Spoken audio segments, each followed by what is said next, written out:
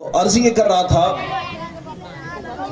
کہ اگر ہم چاہیں کہ اللہ تبارک و تعالی ہمیں ہمارا کھویا ہوا وقار پھر سے عطا فرمائے، تو آج ضرورت اس بات کی ہے کہ ہم رسول کونین صلی اللہ علیہ وسلم کی سنت اور آپ کی سیرت کے اوپر عمل کریں۔ اگر میں بات کروں جدید معاشرے کی، آج ہم یہاں حضور غوث پاک رضی اللہ تعالیٰ عنہ کی مجلس میں بیٹھے ہیں، میلاد مصطفیٰ میں بیٹھے ہیں۔ آپ کے چہروں سے نظر آ رہا ہے کہ آپ ایک اسلامی جذبہ لے کر کے بیٹھے ہیں۔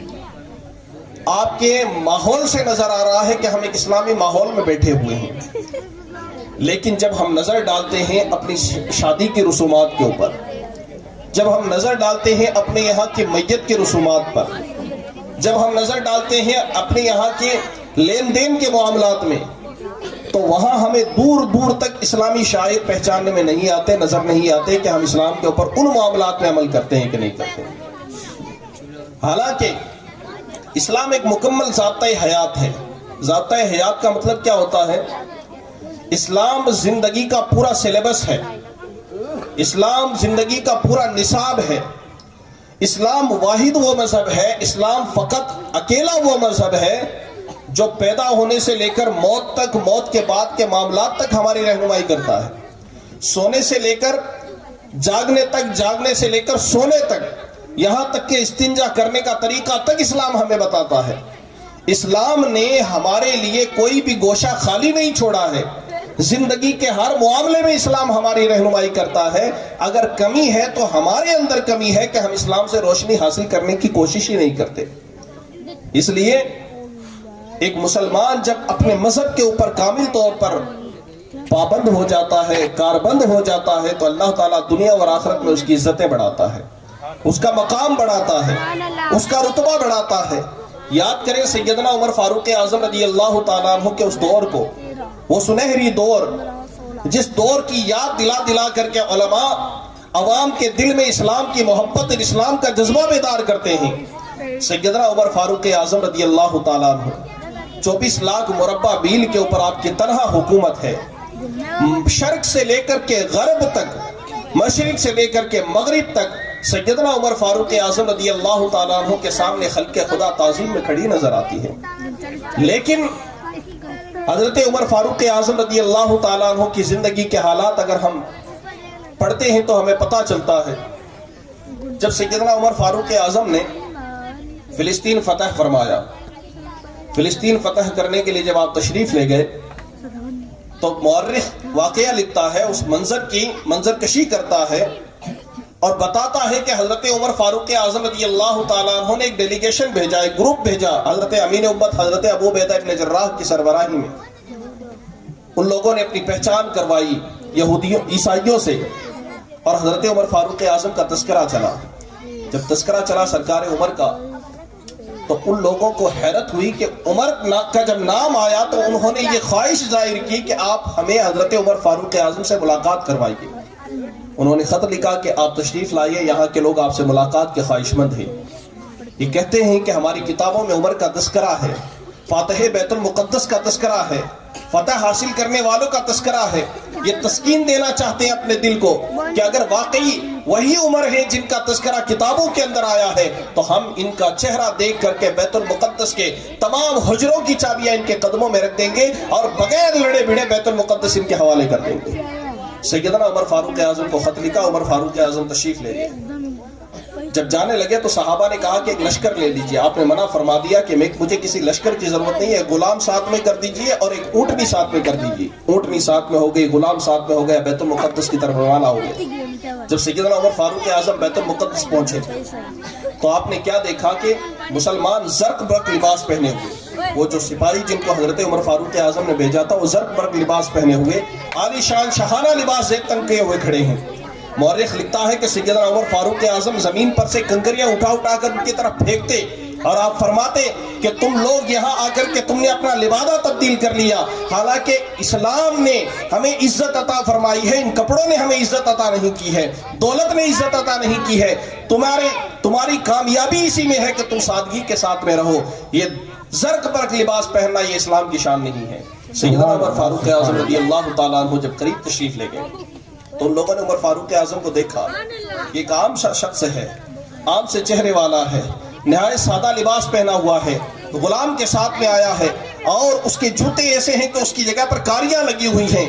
لیکن جب ان لوگوں نے عمر فاروق اعظم کی سادگی کو دیکھا، آپ سے چند سوالات کیے اور ان کا جواب مل گیا، تو انہوں نے بیت المقدس کی چابیاں لا کر عمر فاروق اعظم کے قدموں میں رکھی۔ عمر فاروق اعظم کے ہاتھ پر اللہ نے بیت المقدس کی فتح عطا فرمائی۔ اس کے بعد میں سیدنا امیر امت ابو عبیدہ ابن جراح کے کندھے کے اوپر ہاتھ رکھ کر کے حضرت عمر فاروق اعظم ایک درخت کی اوٹ میں لے گئے اور وہاں جا کر کے آپ نے امیر امت حضرت ابو عبیدہ ابن جراح رضی اللہ تعالیٰ عنہ کو ایک تاریخی جملہ ارشاد فرمایا۔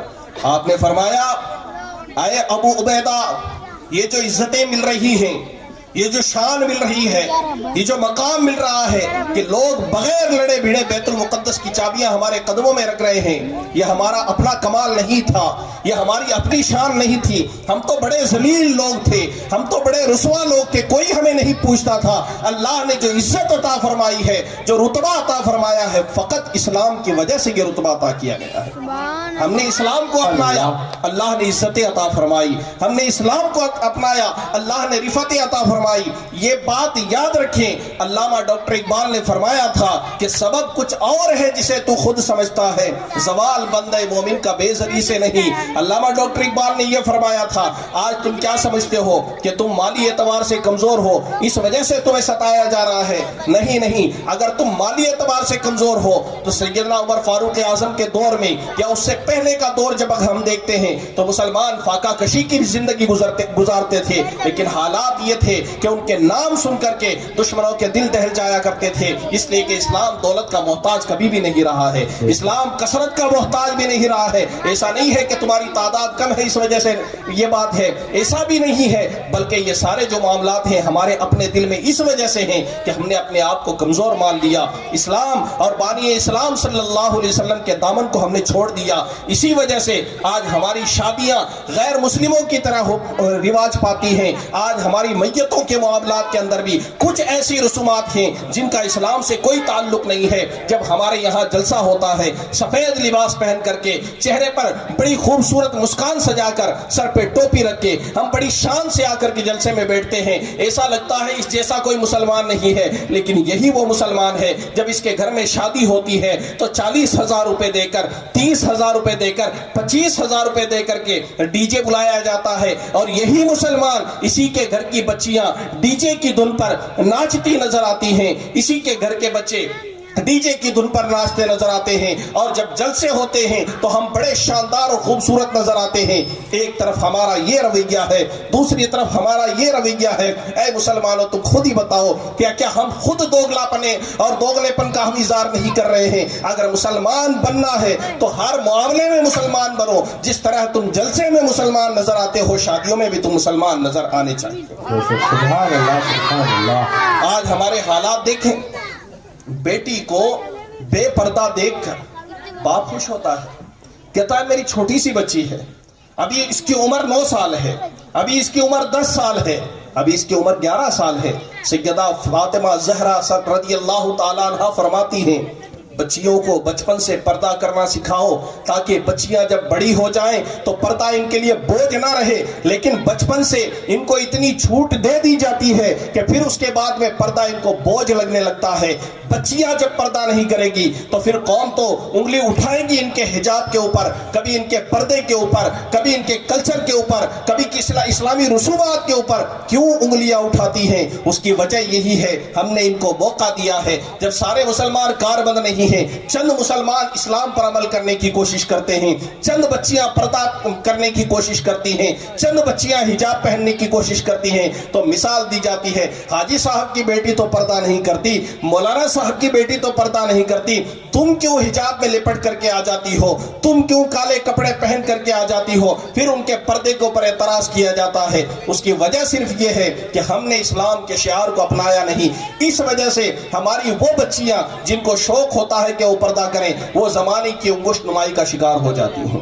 اس لیے ضرورت اس بات کی ہے کہ اسلام پر عمل ہو، شریعت پر عمل ہو، مسلمان کے ایک ایک گھر سے عمل ہو۔